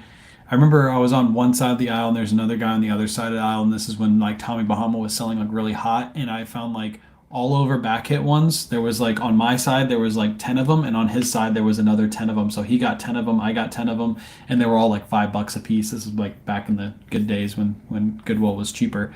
But yeah, I hauled out at that store. But I haven't been to one since. Trisha invited me to come out to one near her, but we didn't get enough time to drive up there and see it. But yeah, usually you just want to stop in and see how good the store is. And I would go back multiple times that week because, like Brad's saying, they're going to restock them consistently because they want to keep that fresh inventory out for all the new people that are coming into their store. So it might be one of those stores you hit up 2-3 times that week just to see, what they got on the shelves. For sure. Susan asks, great tie video. Good video on good tie brands to look for. How do you package them for shipping? So this is controversial. When I first started shipping ties, everybody was like, you need to put the ties in boxes. Like you can't ship in a poly bag because it's going to ruin the tie. And I just fold my ties up in thirds, put them into a clear bag and put them into a poly bag and ship them out. You can put them in boxes if you want. I feel like that adds weight and it's also more expensive for boxes. I've never had a complaint. Never had somebody, I've shipped out probably last year somewhere around 100 ties, and I've never had a complaint about the way I ship them. So I do the bag method. I'm assuming you do the same thing. Let us be your guys' guinea pigs. Okay, so that's how you do it. Have you had any complaints? 0. No. Okay, so you can literally put them in a poly mailer like this, ship them, and 0 complaints. I have also had 0 complaints. You guys have watched my shipping videos with me, and I know a lot of people cringe. I've never had someone ever get anything where they're like, this came wrinkled or this came in a way they didn't like. Never. So do what you want. If you want to put it in a tissue paper and a sticker and a box, do it. But you can send them out just like this without a complaint. Yep. Yeah, we just throw them in a clear bag, ship them out. I mean, if I sold like a $400 tie, then maybe I take a little bit extra care and, put it into a box and make sure it looks all pretty because that's a really expensive tie. But most of the ties I'm selling are between $15 to $30. They're not huge sales. And, the person buying it is just going to probably wear it for an occasion or two. And to be honest, no matter how you roll that up, or it's going to have some kind of creases, and the person's going to take it and use the steam cleaner and make sure it's all straight before they actually use it. So just fold it up. Like I seen people too, like I get comments on like the shipping videos I do, is like, when you fold that up, isn't the person mad that it's wrinkled? I'm like, no matter how I put this in the package, it's going to be wrinkled when it arrives. Like there's no way to ship this flat. You have to fold it up somehow. So yeah. Get it in a garment bag. Yeah, ship it in a garment bag, and it's going to cost you like $30 to ship that item. Like, doesn't make sense. Gosh. Timmy. Oh, so many good questions. What's up, everybody? I see a lot of people. What's up? I can't put anybody, but I was telling you about him the other day. Heart Pickers. He just joined, said what's up. Heart Pickers is someone I used to watch. Used to watch Rally Roots like way back. I used to watch them too. And Heart Pickers, he's in the YouTube chat if you guys want to follow him. He's where I learned all my high-end brands. Like when I first started out, my suits, my blazers, my ties, all that stuff, I would just binge his content, and that's how I learned all those brands. And all those brands are the brands that the thrift stores don't know about. Those Nordstrom brands, those, boutique brands, those are the brands thrift stores don't know about. I learned them all from him when I first started. So I'm trying to find his comment. Is it near the bottom? Man, we've missed so many comments. Towards the top. Boys. Oh, because I could pin it, but I can't find it. I can't do it since you started the chat. But yeah. Anyway, yeah. So he's a good one to follow. I keep telling him he needs to come out with a video. I told him just go through like all those brands. There's no one out there that's going through all the high end brands and telling people like what the bolos are on all these high end brands. That's a niche no one's talking about. Boom! Look at that. I found it. There he is. Yep, so go follow. Yep. I forgot I can do this. We should have been doing this the whole time, where we like highlighting the questions that we're reading. I can do it on my own live, but I can't do it on this. I never do it, to be honest. I just usually when I'm just reading chat. I should probably do it more often. Actually, that's smart. You should. God, I'm such a rookie. You are a rookie. Oh man, I had a question, but now I scrolled to find that. What's the longest time it took to sell a hot eBay item? That's kind of a weird question. If it's a hot eBay item, it should sell pretty quick, right? It should sell like that. Yep, based off sell-through. By the way, let's talk about that, because I get so many people mad when I say sell-through rate. How do you calculate sell-through rate, Surfs? Hold on. Let's go back. I'm such a hypocrite too. So often I'm like, I'm just trying to get money. That's worth $100. I'll sell it for $50 because I paid $5 for it. But then like today I realized I had a pair of jeans that I was holding out for $80 for. I had them for like 6 months. I'm a hypocrite. It just depends on the item. So don't at me, people. Sell-through rate, for me, it's like, to me, you can make your own sell-through rate. I think the most important thing is your buy cost. If you're picking the item up, buy cost. For example, let's just talk about it. This shirt right here. Let's say this shirt. People are selling this shirt. It's a Polo Ralph Lauren Hawaiian shirt. People are buying it. There's 100 of them listed, but only 5 have sold. The 5 that have sold for $35. Everybody else has them listed for $100.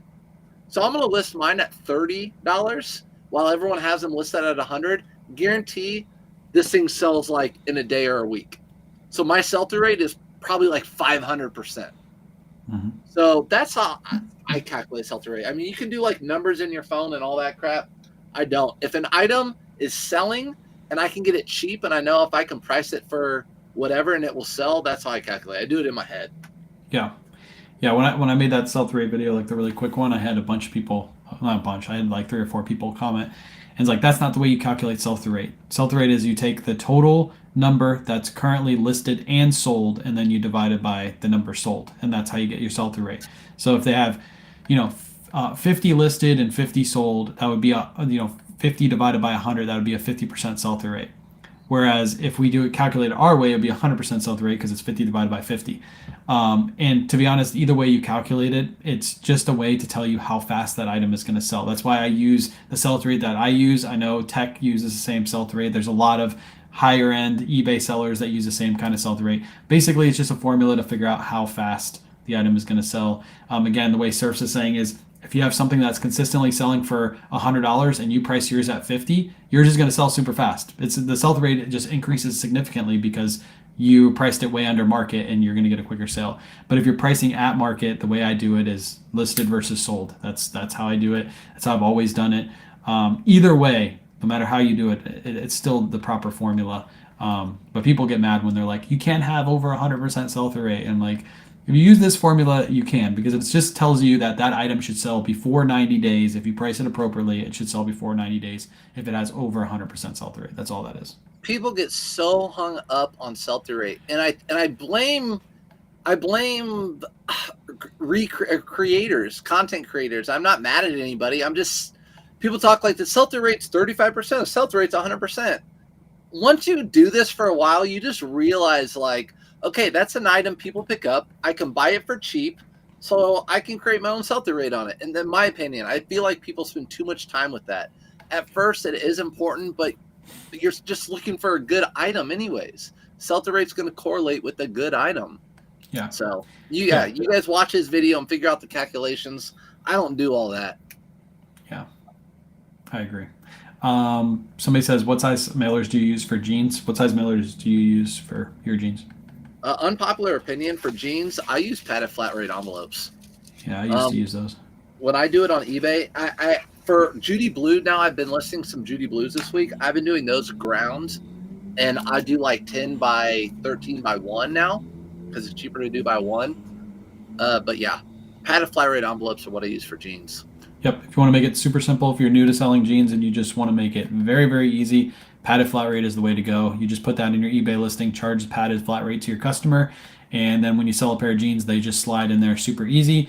I use same size. I think it's 10 by 13 is the poly bags, and I just upgraded mine to 10 by 13. I use them for shirts now and everything. I don't have 2 different size poly bags. And I get them from gyropack.com. I got a link in my bio with that 10% off coupon if you guys want it. But yeah, I just use 10 by 13s. I do everything ground advantage. I used to do a lot of paddeds until they started increasing the prices. I think they're like at $9, almost $10 now.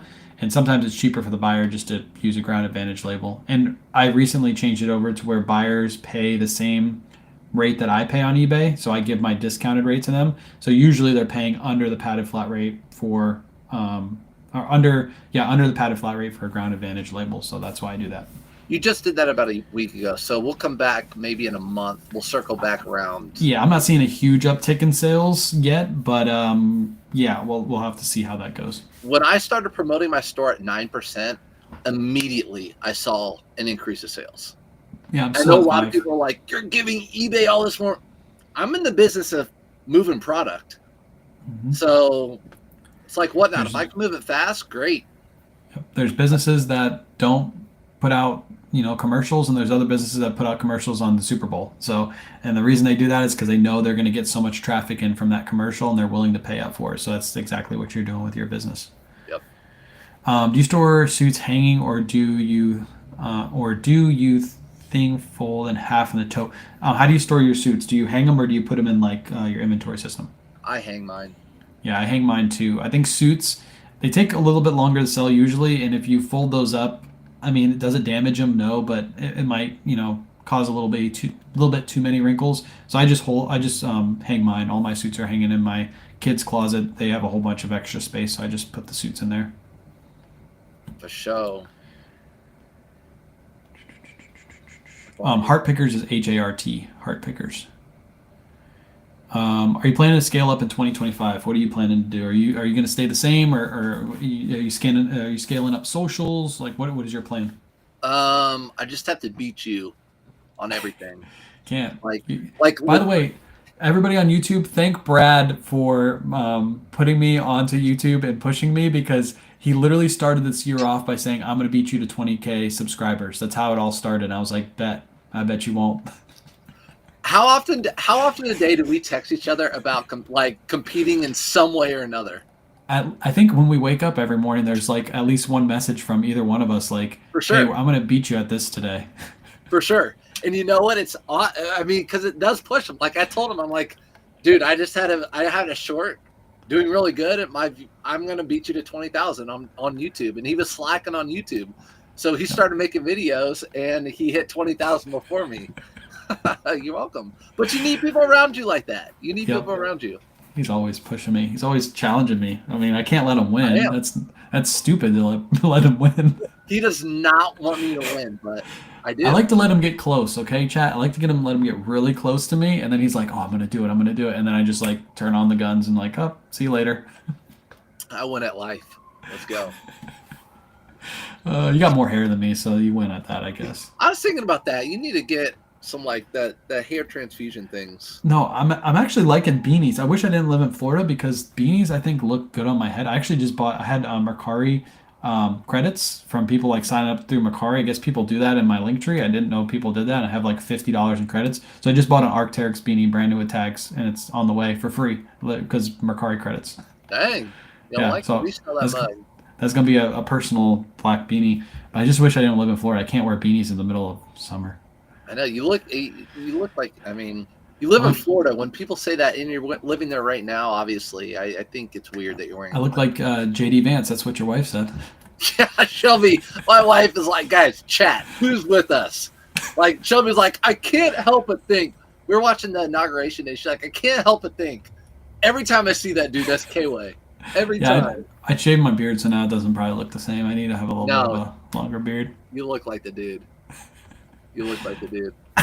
Who's better at Call of Duty? Tammy. It depends which game. All day I'm the best at searching, or what's the one I'm good at? Hide and seek? What is the one? He plays hide and seek like a little kid. He's like, oh, let's go hide and seek now. I'm good at that game. I'm good at that one.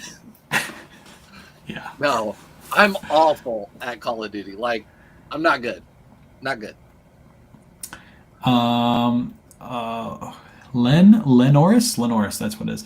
So where can I learn all the clothing brands? Is there a book? How did you learn the clothing brands to resell surfs? I just binged free content on YouTube. I binged it in my Bluetooth speaker in my car while I was driving. I binged it while I was listing. I binged it while I was taking pictures. I binged it when I was going to bed. I literally binged YouTube because I liked making that side hustle money, and I was doing it every day. It was like a snowball effect. Yeah, I learned the same thing from videos. I don't think there's probably bolo like lists and stuff out there to look for, but the problem is, for example, let's talk about like LL Bean. There's bolos within LL Bean that you should be on the lookout for, but there's all LL Bean is not a pickup. So if somebody made a bolo list and they put LL Bean on there, you're going to pick up all LL Bean and you're going to pick up ones that don't sell because you find way more that doesn't sell than the ones that actually do sell. Like barn jackets are like a big bolo and LL Bean, they sell really well. But an LL Bean short sleeve polo shirt is not going to sell like at all. It's like a really low end item. So that's the hard part about making bolo lists. We both get asked all the time to make these lists, and you have to go so in depth that it doesn't make sense to make a book about that. And that's why I started making the videos, because I can actually go within the brand and like show photos, show listings, and that will stick with you a lot better. And that's why I stuck to 5 items, because if I did 150, which I could do and put out one of those videos every month, by the 5th or 6th item, you're probably like leaving that video and you'll forget all the rest of them. So yeah, watch videos. Short form content is like king right now for learning. Back in our day, we had to like actually watch. Back in my day, I had to watch all the YouTube videos. Only like But 5 people. yeah, but now you can go on short form and just type in eBay bolos, and you can just scroll through, and there'll be like 30-second videos back to back to back of just learning about eBay items to look for. So that's what I do. And I'm not like, for real, if people, there are tons of people out there with bolo lists and courses and all that stuff. I'm not against that sort of thing. If it's like $25 or whatever and it's worth it to you, go do it. But for me, that's just, for you too, that's what we did. And kind of the whole point of this business is you can start from nothing. You can start from stuff around your house and watch free content. And there's not many businesses you can do that with. Yeah. Robbie said, "Is Peter Millar dead outside the college logos and Masters logos? Doesn't seem to move. Don't seem to move like they used to. What do you think about Peter Millar?" My buy cost is like $5.25, so I pick it up still. It's definitely died off, but I just sold a Peter Millar vest earlier today. Peter Millar vest for $44.99. Yep. So again, it's within the brand, right? as Chris Exactly. mentioned in the chat. Yep, exactly. It's the bolo within the brand. Like they're saying Masters ones do well, but I just sold that Players one this morning. It had the Players logo. I found it at Goodwill earlier last week, and it sold for $40, and I paid $7 for it. So there are certain logos that'll drive up the price. Masters, of course, is one. Scotty Cameron's another one. The Players logo, the Golden Goat logo. Um, what are some other ones? The Indian Golf Club. I don't know what the name of it is. I don't think it's called the Seminole Golf Club. That's another one that increases the value.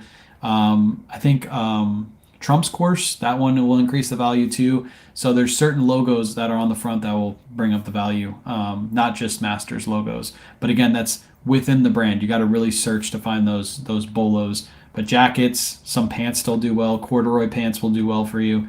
But the basic polos, like Summer Comforts with a random golf club that used to sell like 3 or 4 years ago, those aren't going to move anymore. They're just going to sit in your store for a while before they actually sell for 15 to $20. Yeah, that's exactly what it is. All right, so if you're new to reselling, here's your bolo list. You're going to go to Google and you're going to type in PGA golf course logos. You're going to go to images and you're going to see one that has all the PGA golf course images. There's like 30 of them on there. Screenshot that. And when you go to a thrift store and you see a logo on a Peter Millar, and people in my group always say, is this what logo is this? If it's not one of these, more likely it's just a local golf course logo. 99% of the time. Those are the logos you want to look for. If one of those are on a golf polo, Peter Millar, Nike, whatever, it's going to add money to that polo shirt. So do that. And like they're saying too, some college teams will also do the same thing. So if you find like a Ohio State embroidered one, those will sell. But there's other college teams that are not as well known that probably won't do as well. So those ones you'll pass on, like local colleges and things like that. You'll usually pass on those. Mm-hmm. See that if somebody put Peter Millar on a list, that they would not include all of that information. It'd just be Peter Millar. So that's why making videos and learning these things for yourself is really good. Christy, am I correct? The bolo and the made in the USA Levi's? Yeah, I would say, but again, bolos also depend on your buy cost, guys. So made in the USA Levi jeans for under $10 for me is a bolo. But if someone's paying $20, it's not a bolo, not for all of them. Yeah. Tony's talking about a feedback experience they had on Poshmark. I'll summarize what they're saying because it's a long one. But basically, a person is not going to leave a feedback because they don't want to leave a negative feedback on Poshmark. Poshmark, don't even worry about your feedbacks. Nobody can see them. It's just for you and the buyer.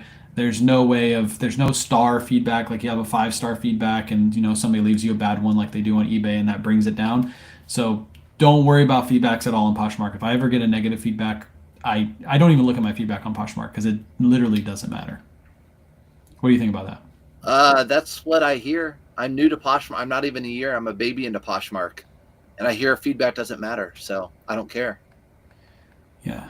Candace said, I'm sitting here thinking you need to take your beanie off bald. I'm not bald, but I'm balding. Please don't take it off. You'll embarrass me. Oh, I'm not. Please don't take it off. We want people coming back. It'll go from 158 people in here down to 2. It'll just be me and you. Gosh. Oh, gosh. Who's this? Laura? Is that how you say it? Laura says Polo Ralph Lauren seems to be taking slowly. Do you think the market is becoming too saturated? I think everything's ebb and flows. Polo Ralph Lauren has been popular in some facet ever since they came out. So whether it's a vintage piece, a newer piece, Polo Ralph Lauren is my best-selling item of this year, and I think it is for you too. Yeah. So I think people are just picking up the wrong Ralph Lauren pieces. There's certain pieces that go for hundreds and hundreds and hundreds of dollars. They're highly collectible.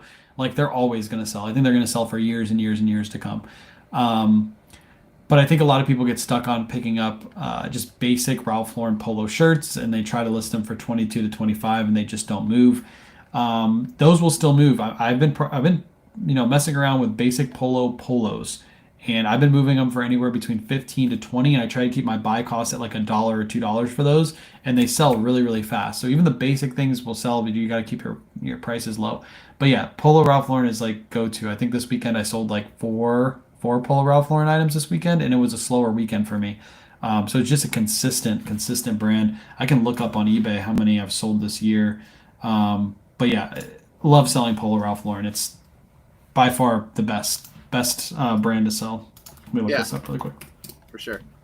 I watched you earlier. What's up? Introducing her. I watched you earlier, and you spoke about auto posture. I currently use Flipped, and I like it just fine. Am I missing something from auto posture that would enhance my experience? So, I don't think Flipped has an automation fact to it. So, with auto posture, you're going to have on Poshmark, it's going to be sharing all of your items. It's going to be doing automatic delist and recreates. It's going to be following people. It's going to be sending out offers. And then on eBay, Mercari, and Depop, it's doing all that minus the sharing because you don't do that on the platforms.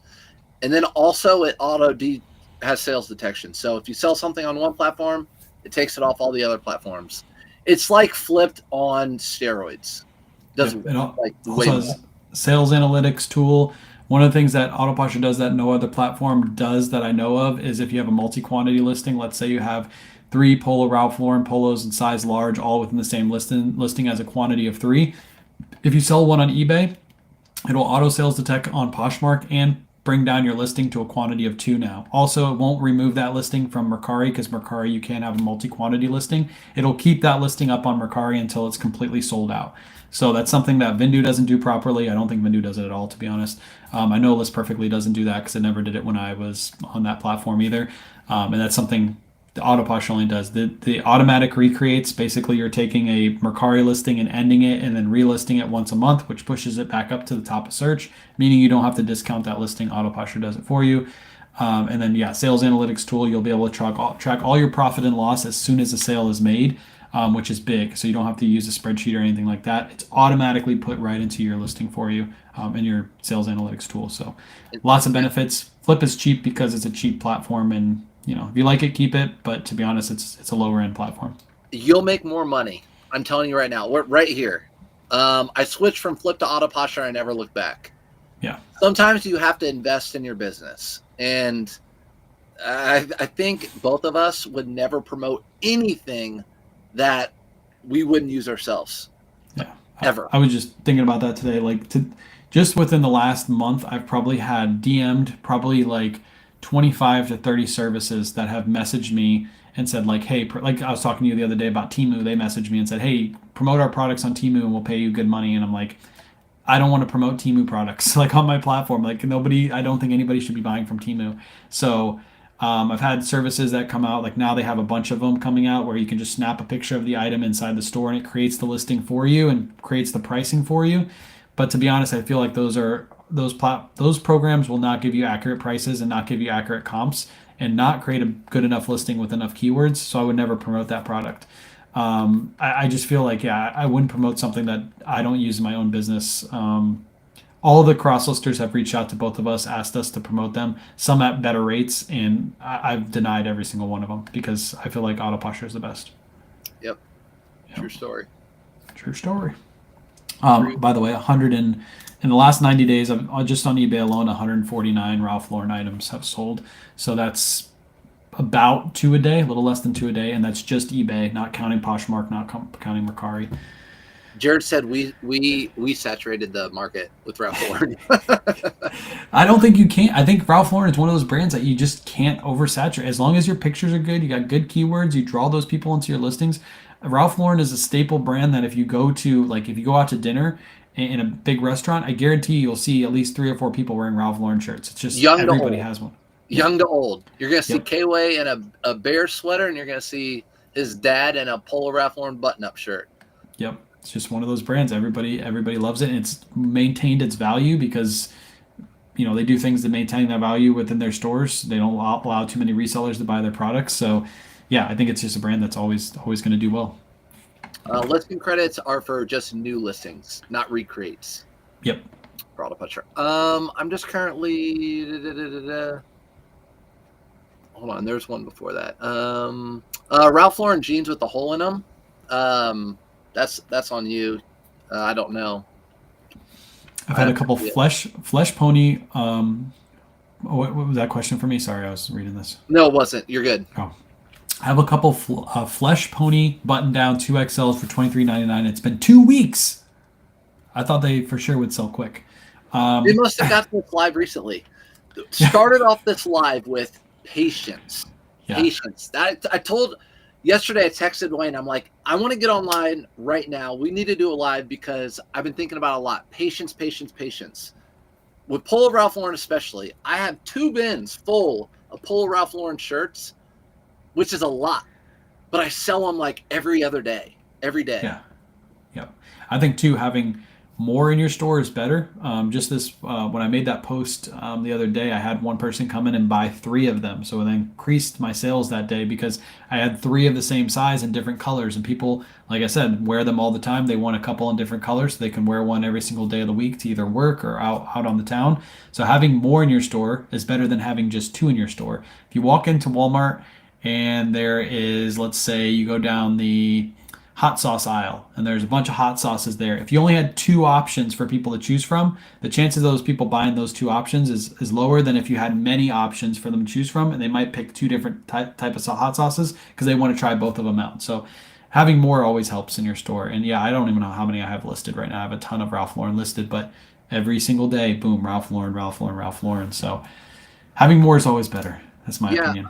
Speaking of, someone brought up in the chat, you're talking about you're having a whatnot show, a pallet show. Is it Temu? You haven't told everyone what it is. It Temu stuff, right? Yeah, it's all Temu, straight from Temu. Amy, I heard that too. The pallet's Temu. Yeah, it's a Temu Ralph. It's actually Ralph Lauren straight from Temu, so it's not actually Ralph Lauren. It just looks like the guy's like. Yeah, the guy's actually not riding the pony. The pony is actually riding the guy. So that's the logo. Are you into that? They are Surfs. They are double RL jeans. Oh, Jared, yeah. If you have double RL jeans with the hole, they're a pickup. Oh, 100%. You can. I would just take that to a local seamstress. They can fix that for $5. Literally, they'll charge you $5, and they'll be good as new. I had a purple label blazer, and the button was in the pocket. I took it to a seamstress. They charged me $5 to put the button on it. So yeah, for sure. Yeah, certain brands you just buy flawed because they just sell very, very well. Yeah, that's one of those ones. It would be a no-brainer. Like double RL with, if it had a hole in the butt, I would probably still buy it and have it fixed because it'll still sell. Speaking of the horses. Yeah. All right. We can be on here for days. You like listening to yourself. I know you do. So you can't look at yourself. Do you like looking at yourself better or me? I try to look at you, but your nose is crooked. Always like messes me up. I can't read the chat and look at your nose at the same time. I know. I got hit with a jet ski in high school, and it got and they fixed it, but they didn't fix it. It's still crooked. How the hell did you get hit in the face with a jet ski? You didn't see the whole thing coming. The jet skis are pretty big, Surfs. Like you can't miss those things. So I was under the influence, and I don't do anything anymore. But that was one time I was under the influence, and my buddy who was under the influence hit me with the jet ski, and so that's what happened. My dad's friend, my dad used to have a jet ski. He actually used to have one of the ones where he actually souped up to where like when you pressed it, like he had a button too that he pressed and made it go like super fast. It was like one of the racing ones, and he would fix it up with his buddy. His buddy, they were racing one day, and he didn't see that there was a sandbar where he was going. He hit the sandbar. He went over the top. I think he broke his legs, and basically his face went directly into the sandbar and skidded against and like ripped apart his skin on his face. Yeah, you gotta be careful on jet skis. Sandbars sometimes you don't see them because the waves are a little bit higher, got a little high tide. You hit one of those sandbars, you're done. But it's nice you make fun of people with flaws. I'm sure the chat appreciates that. Hey, you made fun of my hairline earlier. I just pointed out, and you just went on with it, so I had to. Right. Damn it. All right, yeah. Let's end it because I think we can answer questions all day long. Yeah, we'll do another one of these maybe next week sometime. We'll hop on just randomly. We'll probably announce it during like our morning lives. I think that's good to tell the people that are in our morning lives that we're going to do one. Sure. What do we got coming from you? Did you say you're doing maybe a whatnot this weekend with Caleb? Yeah, so Caleb, I reached out to him. I went into his live when he was doing his first whatnot. I was like, hey, we should do, because he knows his brands. Like, it would be fun for me to bring 15 items and him to bring 15 items and just sell like really crazy stuff on live. Because I have some stuff stored away that I can bring out. So I think we're going to do that this weekend. It'll just be like kind of like almost like a Q&A kind of selling live. We'll see how it goes, and if it goes good, then maybe we'll bring like both of us will bring like 50 items and do like speed sales and just like I'll sell one, he'll sell one. Because I've never done one of those on Whatnot. I've always wanted to. So yeah, we'll see. We'll set that up for this probably this either Friday or Saturday. I gotta see what day he wants to do it because he usually does his shows on Friday. So I don't know if he Yep. can do it on Saturday. Yeah, so that'll be cool. I definitely think I always talk shit about KayWay and all that sort of stuff, and I really mean most of the stuff I say, but go watch KayWay's Whatnot shows. So go to your Whatnot. If you guys don't follow him on Whatnot, if you guys are wanting to live sell, go to his show, see how quickly he runs his items, and look at the items he's selling and what prices he's starting them at. That's what you want to follow. And someone earlier I saw, and I didn't repeat the comment, was, do you have to have a following to do Whatnot? And the answer is no. You can build your own following if you do the things that I just talked about. Watch KayWay this weekend, and you'll see how it's done. A lot easier to start when you have a following, obviously, because you're able to get people to your show. But there's so many examples of people that don't have a following anywhere else that do really good on Whatnot. Actually, Whatnot has their most followers out of all platforms. So 100% you can do it. It's just going to take more time. And like we said, we were talking about earlier, patience. A lot of people don't have patience. They expect to fire up a show and just boom, sell a bunch of stuff, and it doesn't happen for them, and they just quit because they didn't have enough patience to build it. So yeah, that'll happen this weekend, and then I'm going to do another Bolo video. I was actually going to film it tonight, but I think I'm going to film it tomorrow. Polo Bolo video for YouTube that'll come out. No thrifting video this week because we didn't really film too much last week, but we'll probably make another one of those for the following week. And your wife is sick, and your kid's sick, and Oh, it's miserable. I hate when the kids are sick, especially when Joey's here because no work gets done. Zero. gosh. Yeah. All right. We'll call it a day here. We'll probably do this again next week. I don't know if it's going to be on Monday or another day. Whenever Surfs feels Most inconsistent, consistent. We're not married to any time. Yep. So you'll never know when we're going to pop up. So make sure you're following both. If you're following on either my Facebook or his Facebook or my YouTube or his YouTube, you'll get a notification as soon as we go live. And you didn't say what you're doing. You doing anything special this week before we sign off? No, but I do like the sound like that. Polo Bolo. I like that video. Yeah. I like that. Yeah, I figure it's gonna be a good one. 5 polos to look out for. And I'm gonna try to get like 2 or 3 that people can actually find, and then 2 or 3 that's gonna be really hard for people to find too. That's the point of a bolo, by the way. I get comments like, "I'll never find these brands." Yes, that's because they're a bolo. It's supposed to be harder for you to find. But if you know the brand, you know what to look for, you'll end up finding them a lot more often. So, yeah. Yeah. Usually, when you put out one of those videos, like Surfs found one of those items right away, he probably would have passed on that, or maybe he would have looked it up, but because I put out that video, he found one like that same exact week. So, yeah. Bolo. Turnbull and Asher, right? That jacket? Turnbull and Asser, yeah. Ever since you talked about that a year ago, I've found one. And I look all the time.